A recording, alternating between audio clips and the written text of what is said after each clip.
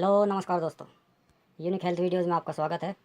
दोस्तों आज हम आपको बताएंगे किसी भी प्रकार का नज़ला जुखाम या सर्दी खांसी जब किसी भी इंसान को हो जाती है तो उसके लिए क्या घरेलू उपाय अपनाना चाहिए।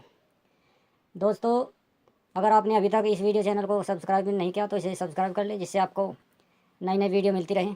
तो दोस्तों आइए अब मैं आपको बताता हूँ सर्दी जुखाम खांसी किसी प्रकार की अगर आपको हो जाती है तो उसके लिए क्या घरेलू उपाय अपनाना चाहिए। दोस्तों इसके लिए एक बहुत आसान सा नुस्खा है, ये मैं आपको बता रहा हूँ। इसमें आपको 5-6 पताशों की ज़रूरत पड़ेगी और आधी कटोरी गर्म पानी की ज़रूरत पड़ेगी। आधी कटोरी गर्म पानी है और दोस्तों 1 चम्मच की ज़रूरत पड़ेगी। तो दोस्तों इसमें क्या करना है आपको, ये आधी कटोरी गर्म पानी है, इसमें आपको धीरे धीरे करके ये 5 या 6 पताशे, कम से कम 6 पताशे आपको इस आधी कटोरी पानी में ऐसे डाल देने हैं। दोस्तों ये आपको इस तरह डाल देने हैं और दोस्तों थोड़ा सा इंतज़ार करना है जिससे ये घुल जाएँ आपस में। कुछ नहीं है दोस्तों, अपने आप ही घुल जाएंगे। कुछ इस चम्मच से आपको अच्छी तरह इन्हें फोड़ लेने हैं और इसे धीरे धीरे घोलने हैं। तो दोस्तों जब ये घुल जाएंगे पानी में अच्छी तरह पताशे, तो समझो ये औषधि आपके लिए बिल्कुल तैयार हो जाएगी। और फिर जब ये बिल्कुल ये सारे पताशे बिल्कुल फूट जाएँ, बिल्कुल घुल जाएँ इसमें अच्छी तरह, तो इसे चम्मच से अच्छी तरह घुमा के फिर दोस्तों आपको इस मिश्रण को पीना है। इस मिश्रण को जब आप कम से कम सुबह और शाम दो टाइम ज़रूर पीना है आपको।